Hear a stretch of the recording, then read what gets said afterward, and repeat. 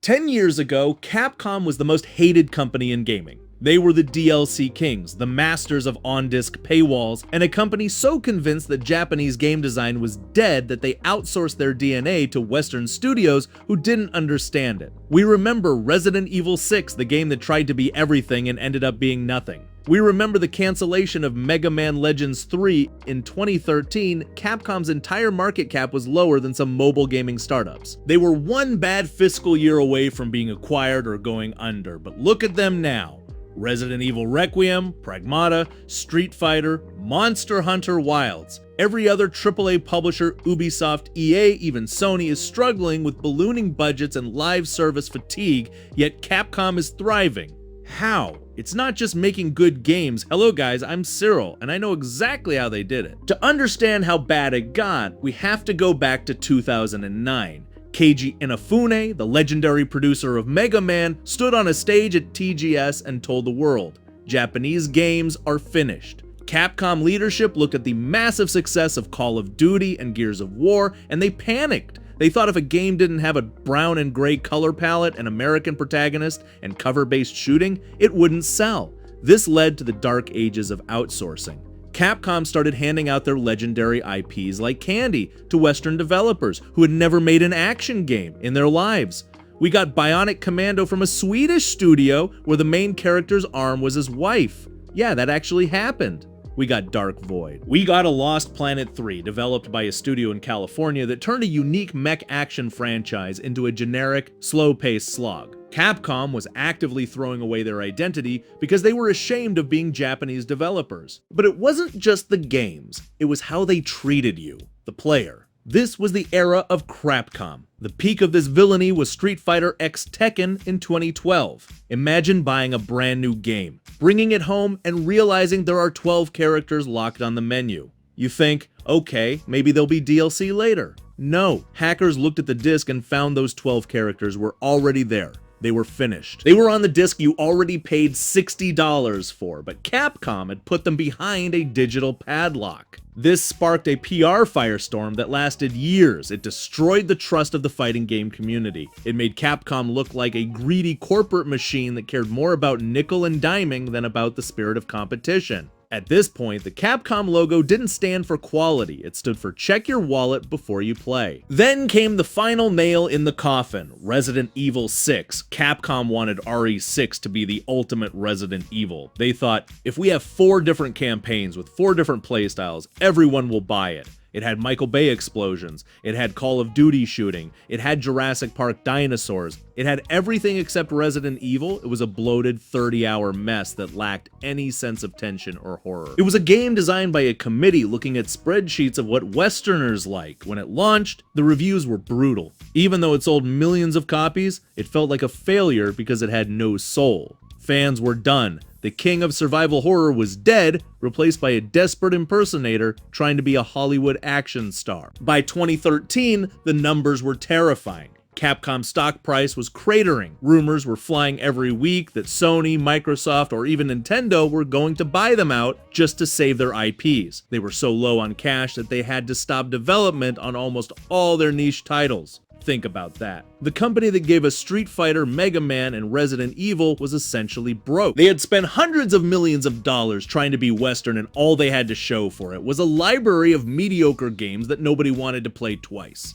They were at a crossroads, either double down on the corporate greed and outsourcing and disappear, or kill the ego and start over from scratch. That is the context you need to understand why Capcom is so good today. You have to understand how close they came to the edge of the cliff. They had to fix their entire philosophy. They had to realize that being Japanese was their greatest strength, not their weakness. In the next segment, I'm going to show you the weapon they built in the shadows to take back the industry. It wasn't a game, it was a piece of software that changed everything. Let's talk about the RE engine.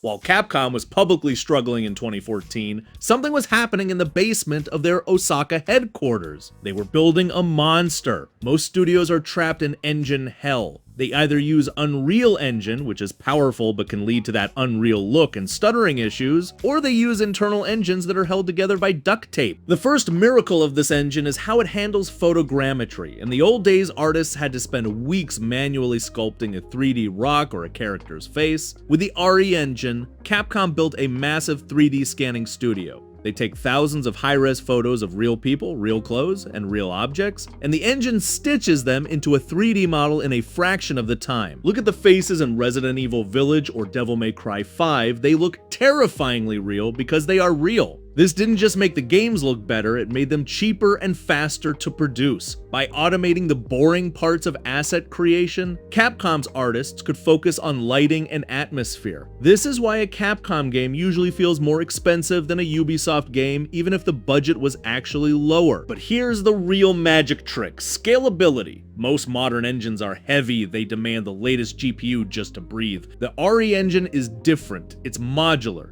It's like a set of Legos that can be stripped down or built up. This is how Capcom managed to put Monster Hunter Rise on the Nintendo Switch and have it look better than almost anything else on the platform. They didn't have to build a separate game, they only need to dial the engine back. This efficiency is why Capcom is currently the king of optimization.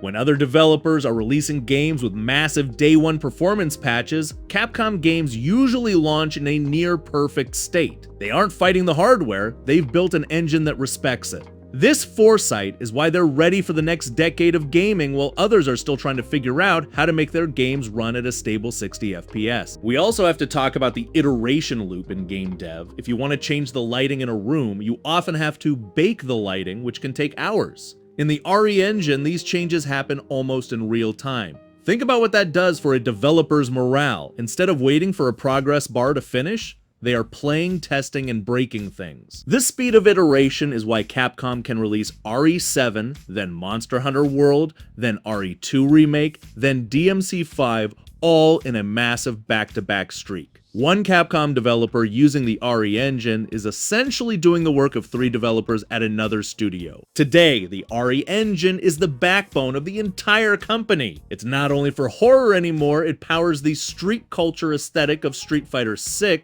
the medieval chaos of Dragon's Dogma 2, and the massive vistas of Monster Hunter Wilds. By having one unified toolset, Capcom has created a shared knowledge among their staff. If a programmer learns a trick on Resident Evil, they can walk across the hall and apply that same trick to Street Fighter. This is the how. They stopped fighting with their tools and started mastering them. They turned their technology into a competitive advantage that literally no one else in the industry can match right now. The second part of the how is the ego.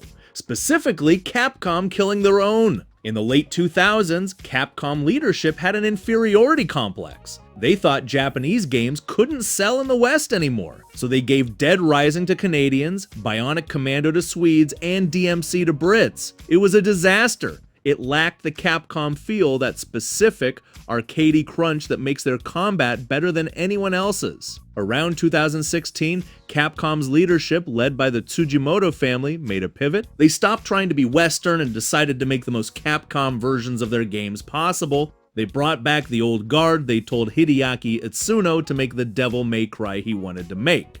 They let the Monster Hunter team finally bring the series to consoles with World by trusting their internal Takumi instead of chasing Western trends like open world bloat or forced multiplayer. They accidentally became the trendsetters. Here's the secret nobody talks about. Capcom is the king of recycling. In the gaming world, recycling assets is often seen as a bad thing, but Capcom does it with surgical precision. If you look closely at the animations in Dragon's Dogma 2, you'll see DNA from Monster Hunter. If you look at the physics in RE4 Remake, you see the bones of Resident Evil Village. They have created a common assets library that is unparalleled. Instead of reinventing how a sword swings or how a character walks every single game, they spend that saved budget on the hooks, the boss fights, the set pieces, and the polish. They are running a mid-budget efficiency with a high-budget output. That is how they keep their profit margins higher than almost any other publisher in the world. So how is Capcom doing this? They stopped chasing the white whale of the Western market and focused on their own tools. They built an engine that works with developers, not against them, and they realized that their fans didn't want a cinematic experience. They wanted a game. While other studios are collapsing under the weight of $300 million budgets and 7-year dev cycles, Capcom is in the gym, lean, fast, and hitting harder than ever. They've redefined what it means to be a AAA studio in the modern age. And the scary part for the competition, they're just getting started. Thanks for watching. If you love this, be sure to like, subscribe, and I'll see you in the next one.